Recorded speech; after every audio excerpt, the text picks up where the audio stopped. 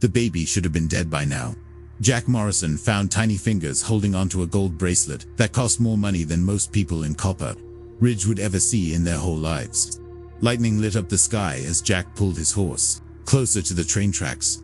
The storm had been really bad, washing away parts of the train line, and his job checking the tracks meant long nights looking for broken parts. But nothing had gotten him ready for the bundle of old clothes stuck between two train tracks, almost hidden in the dark. At first he thought it was just junk from the storm. Then he heard the crying. Jack got off his horse and ran forward, his boots sliding in the mud. The bundle moved, and his heart stopped. Inside the wet cloth was a baby no bigger than a few months old, shaking and blue from being so cold. The baby was dying. But as Jack picked up the tiny body, something shiny caught the lightning. Around the baby's arm was a gold bracelet, fancy and expensive, with a family symbol he knew. The Whitmore family, Mark.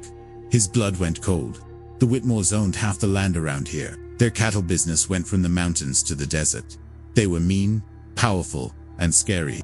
What was their family treasure doing on a baby that was left to die by the train tracks? Jack looked around, scared.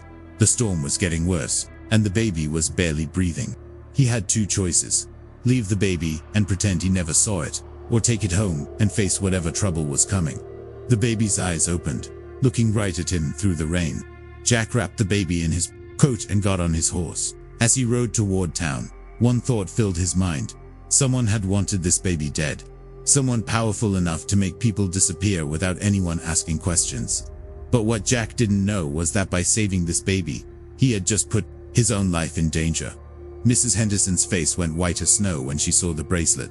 Jack had ridden straight to the place where the old baby helper lived, knowing she was the only person in Copper Ridge who might help a dying baby at this time of night. But the moment she saw that gold symbol, her hands started shaking.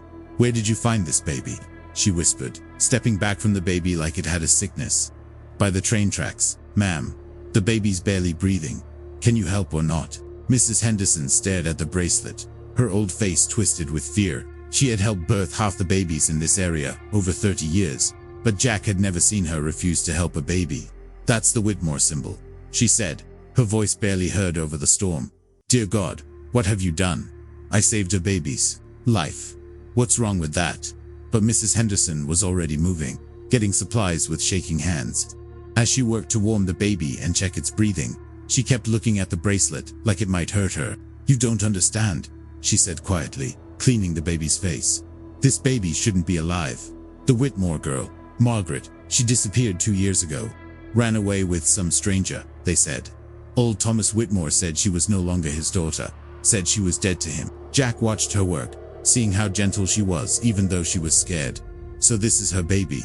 If it is, then someone wanted it gone. Someone powerful." Mrs. Henderson's eyes met his. "The Whitmores don't forgive and they don't forget. If this baby lives, it could own everything they have." The baby's breathing got better, color coming back to its tiny face. Mrs. Henderson had saved its life, but the fear in her eyes only got worse. "Jack, you need to take this baby to the sheriff tonight. Let him handle it." "Sheriff Coleman?" Jack laughed bitterly. "He's been working for Thomas Whitmore for years. You think he'll protect this baby?" Mrs. Henderson wrapped the baby in clean blankets, her hands moving quick and nervous. "Then you need to get as far from here as you can, because when the sun comes up, everyone in this area will know you have the Whitmore baby." Through the window, Jack saw men on horses coming through the rain. 3 men moving fast toward the boarding house. The Whitmores had found them already.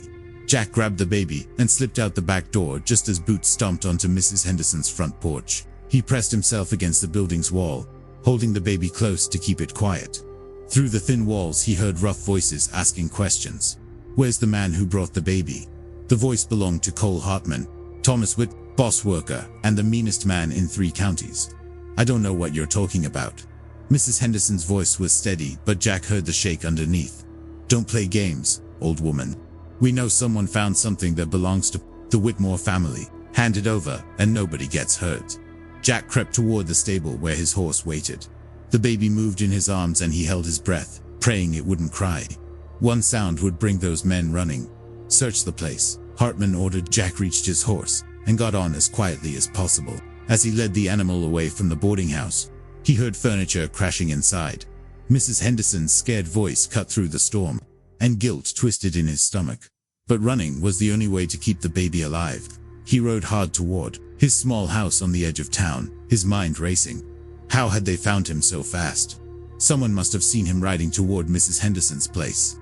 In a town like Copper Ridge, secrets traveled faster than bullets. At his house, Jack lit a single candle and looked at the baby more carefully. It was a girl, he realized, maybe 4 months old. The Whitmore bracelet was too big for her tiny arm, held on by a piece of string. Someone had wanted her to be identified, but only after she was found dead. As he fed the baby some milk from his small supplies, Jack studied the bracelet's carved words. Below the family symbol were letters, M.W., Margaret Whitmore. This had belonged to the missing daughter. The pieces came together. Margaret had given birth somewhere in the area, probably living in hiding. Someone had found her, killed her, and tried to get rid of the baby, but they'd made a mistake. They'd left proof that could destroy the entire Whitmore empire. A soft knock at his door made Jack freeze. "Jack, it's Doc Miller. I know you're in there." Jack knew the voice of the area's only doctor, but could he trust him? In Copper Ridge, everyone had a price, and the Whitmores paid well. "The baby needs medical help," Doc Miller called. "And there are things about this baby you need to know. Things that could get us all killed if we don't act fast." Jack looked down at the sleeping baby in his arms. Every choice seemed like a trap, but the baby's life was at stake. He opened the door, knowing he might be putting both their lives in danger. Doc Miller stepped inside, his medical bag held tight in his old hands. His face was serious as he looked at the baby in Jack's arms. "You've gotten yourself into something bigger than you know," the old doctor said, setting his bag on the table. "That baby is carrying more than just Whitmore blood." Jack handed over the baby, watching as Doc Miller checked her with practiced hands. "What do you mean?" 3 months ago, I was called to help a young woman giving birth in secret. She was dying from problems with the birth. Wouldn't tell me her name, but I knew her." Doc Miller's voice dropped to a whisper. "Margaret Whitmore, Thomas's daughter." The baby fussed as the doctor looked her over, but she seemed healthy despite what she'd been through. Jack felt relief and growing fear. "She made me promise something before she died," Doc Miller continued. "She said if anything happened to a baby, I should find a man named Jack Morrison. Said you were the only honest man left in this area." Jack's blood chilled. "She knew me. Apparently your reputation for standing up to the Whitmores was well known. Remember when you spoke against them in that land fight last year? Margaret heard about it. She trusted you." Through the window, Jack saw more men on horses coming. At least 6 men this time, led by Sheriff Coleman himself. The trap was closing. "Why didn't you come forward when she died?" Jack demanded. "Because I knew what would happen to this baby, and to me." Doc Miller finished checking the baby and wrapped her in fresh blankets. "Margaret told me something else, Jack. Something that changes everything." The men on horses were getting off outside. Heavy boots came toward the house door. The baby's father wasn't some stranger like everyone thinks. It was William Hartman. Jack's mind spun. William Hartman, Cole Hartman's younger brother.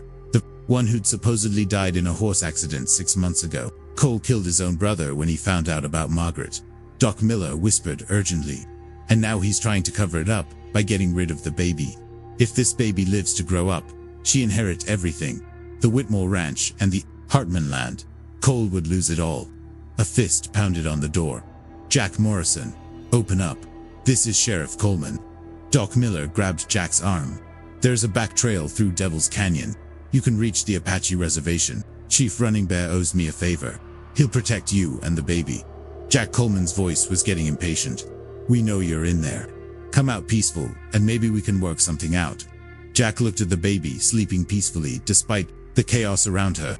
This tiny girl was the rightful owner of 2 of the largest ranches in the area, and the only thing standing between her and death was a cowboy who barely had $2 to his name. "There's one more thing," Doc Miller said as Jack got ready to run. "Margaret hid something before she died. Papers that prove everything. She said they're buried where the old oak meets the 3 rivers." The door exploded inward as Sheriff Coleman and his men forced their way inside. But Jack and the baby were already gone, disappeared into the storm. That night, with nothing but the truth and a small hope of staying alive, Jack's horse stumbled through Devil's Canyon as dawn broke over the desert. The baby was tied against his chest with strips of cloth torn from his shirt. Behind them, dust clouds showed their chasers. Cole Hartman and his men getting closer with each passing hour. The Apache Reservation lay just ahead, but Jack knew reaching it wouldn't end their troubles. It would only buy them time. As they climbed the final hill, Jack saw the big camp below. Smoke rose from cooking fires and children played near the stream while women worked on animal skins. This was his only chance. Chief Running Bear had fought alongside Doc Miller during the Apache Wars, and the old doctor had saved the chief's son from lung sickness last winter. Jack rode slowly into camp, keeping his hands where they could see them. Warriors came out of their tents with weapons ready, but their leader stepped forward, a tall, weathered man with smart eyes and gray-streaked hair. "You are Jack Morrison," Chief Running Bear said in careful English. "Doc Miller sent word you would come. Chief, I need safety for me and this baby." Running Bear studied the baby in Jack's arms, then looked back, toward the dust clouds coming, toward the canyon. "Show me why Cole Hartman wants this baby dead." Jack unwrapped the baby's wrist, showing the Whitmore bracelet. Several Apache warriors talked among themselves, recognizing the hated symbol. The Whitmores had cheated them out of water rights for years. "This baby is Margaret Whitmore's daughter," Jack explained quickly. "Her father was William Hartman. Cole murdered his own brother and Margaret to steal what they owned. If this baby lives, she owned half the area." Chief Running Bear's face got hard. "The white man's greed knows no limits. But why should we risk war with the army for one baby?" "Because she's not just any baby," Jack said, desperation creeping into his voice. "Margaret left papers proving the Whitmores stole Apache land. This baby could give back what's rightfully yours." The chief thought about this, watching as the dust clouds grew closer. Cole Hartman's men would be here within the hour. "Doc Miller also told me something else," Running Bear said finally. "He said you stood up to these men before, that you have honor. Is this true?" Jack thought of Mrs. Henderson, probably beaten, or worse, by now for helping him. Of Doc Miller, who'd risked everything to save a baby he barely knew. Of Margaret Whitmore, dying alone while trying to protect her baby. "I don't know about honor, Chief, but I know right from wrong, and leaving this baby to die would be wrong." Running Bear nodded slowly. "Then you will have our protection. But first, you must get these papers Margaret hid. Without proof, the baby's claim means nothing." The sound of horses coming echoed through the canyon. Jack's heart sank as he realized the terrible truth. To save the baby's future, he'd have to leave her here and ride directly into Cole Hartman's trap. "The old oak, where 3 rivers meet," Jack said, handing the baby to one of the Apache women. "That's where Margaret buried the proof." Chief Running Bear placed a hand on Jack's shoulder. "You know, this is likely suicide." Jack got on his tired horse and looked back at the baby one last time. She was awake now, staring at him with clear, blue eyes that seemed far too wise for her age. "Maybe. But if I don't try, she'll never be safe." As Jack rode toward certain death, he didn't see Cole Hartman's cruel smile from the canyon edge above. The old oak stood like a monument to betrayal, its huge trunk scarred by bullets and time. Jack got off his horse where 3 small streams came together. Knowing Cole Hartman was watching from somewhere in the rocks around him, he'd ridden straight into the trap, just as Hartman knew he would. "Smart man, Morrison," Cole's voice echoed from the hill above. Though not smart enough to mind your own business, Jack began digging at the base of the oak, where the roots formed a natural hollow. His hands found the waterproof packet Margaret had buried, wrapped tight against the weather. Inside were legal papers, a marriage certificate, and a letter, in Margaret's careful handwriting. "Found what you're looking for." Cole Hartman came out from behind a boulder, his gun drawn. Sheriff Coleman and 4 other men flanked him, all armed and ready. Jack stood slowly, the papers clutched in his fist. Marriage certificate between Margaret Whitmore and William Hartman, signed by Judge Crawford 3 weeks before William's accident. "That makes the baby legitimate, doesn't it, Cole?" Cole's face twisted with anger. "My brother was weak. Fell for that Whitmore girl and her lies. They would have destroyed everything our family built. So you killed them both." "William died in a riding accident," Coleman said quickly, but his voice didn't sound convincing. Cole laughed bitterly. "Hell, Sheriff, no point lying now. Yeah, I killed them.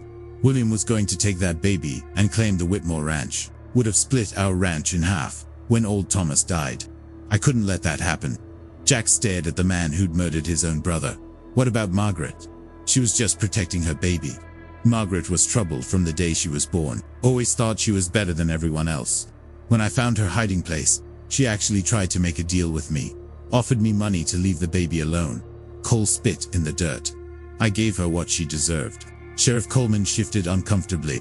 "Cole, maybe we should just take the papers and shut up." "Coleman, you've been paid well enough to keep your mouth shut and do what you're told." Jack realized the full scope of the corruption. Coleman wasn't just looking the other way. He was actively helping cover up murder. "There's one thing you didn't count on, Cole," Jack said, backing toward his horse. "I already made copies of these papers. If I don't make it back to town by sunset, Chief Running Bear rides to the territorial capital with the proof." It was a lie, but Cole's face went pale. War with the Apache would bring federal troops, and federal troops meant federal investigations. "You're bluffing, am I? You willing to bet your empire on it?" For a moment, Jack thought he might actually ride away alive. Then Cole's face hardened into something inhuman. "Kill him. We'll deal with the Apache problem later." Guns came out as Jack dove behind the oak tree, bullets splitting bark inches from his head. He had his own gun, but 6 against 1 was suicide. Odds. Then he heard it. The thunder of horses coming fast from 3 directions. Apache warriors, war paint streaked across their faces, coming down on the clearing like avenging spirits. Chief Running Bear had followed him, after all. The battle was swift and brutal. When the gun smoke cleared, Cole Hartman lay dead, shot through the heart by the chief himself. Sheriff Coleman was wounded, but alive, along with 2 of his men. Jack staggered to his feet, clutching Margaret's papers. "It's over." But Chief Running Bear's face was grim. "No, Jack Morrison. Now the real fight begins. These papers must reach the territorial judge, and there are many who will try to stop you." As they loaded the wounded men onto horses, Jack realized the baby girl sleeping safely at the Apache camp was about to become the richest orphan in the American West, and the most hunted. 6 months later, Jack stood on the porch of the Whitmore mansion, watching little Sarah take her first wobbling steps across the wooden floor. The baby who'd almost died by the train tracks was now a healthy, laughing child with her mother's blue eyes and her father's determined chin. The territorial judge had moved quickly once he saw Margaret's proof. Sheriff Coleman confessed to his role in the cover-up, and the corrupt network that had controlled Copper Ridge for decades crumbled overnight. Thomas Whitmore, faced with the choice between accepting his granddaughter or losing everything, had chosen family over pride. "She's got her father's stubbornness," the old man said, settling into his rocking chair beside Jack. At 72, Thomas Whitmore looked every year of his age. The weight of his daughter's death and his own mistakes were etched deep in his weathered face. Jack watched Sarah grab onto a table leg and pull herself upright, babbling happily to herself. "William was a good man. I'm sorry about what happened to him." Thomas nodded slowly. "I was wrong about a lot of things. About Margaret, about the Apache, about thinking money and land mattered more than family." He looked at Jack with tired eyes. "I've made you Sarah's legal guardian in my will. The ranch, the cattle, everything will be held in trust until she grows up." It still felt unreal. Jack Morrison, who'd started that stormy night with nothing but a job checking train tracks, was now guardian to one of the wealthiest children in the territory. "Chief Running Bear sends his regards," Jack said. "The water rights you return to his people mean they can stay on their ancestral lands." That was the right thing to do. Should have been done years ago. Thomas picked up Sarah as she toddled toward him, and his face softened completely. "Hello there, little one. Did you miss your granddaddy?" Sarah clapped her hands and laughed, completely unaware that she'd inherited an empire built on blood and betrayal. To her, she was just a happy baby surrounded by people who loved her. Mrs. Henderson came out of the kitchen carrying a tray of coffee. The old midwife had recovered from her ordeal and now served as Sarah's nurse, determined to help raise the child she'd helped save. "Doc Miller's riding up the lane," she announced, "probably here for Sarah's monthly checkup." Jack stepped to the window and saw the familiar figure coming on horseback. Doc Miller had become something of a hero in Copper Ridge, finally free to practice medicine without fear of payback from corrupt officials. As the doctor got off his horse, Jack thought about how one abandoned baby had changed an entire county. Sarah would grow up knowing the truth about her parents, about the sacrifices made to keep her alive, and about the responsibility that came with her inheritance. But she'd also grow up knowing she was loved, protected, and surrounded by people willing to do the right thing even when it cost them everything. Sarah babbled something that sounded almost like Jack and reached her tiny hands toward him. He took her from Thomas and held her close, marveling at how something so small could be so powerful. In saving this child, he'd found a family, a purpose, and a future he'd never imagined possible.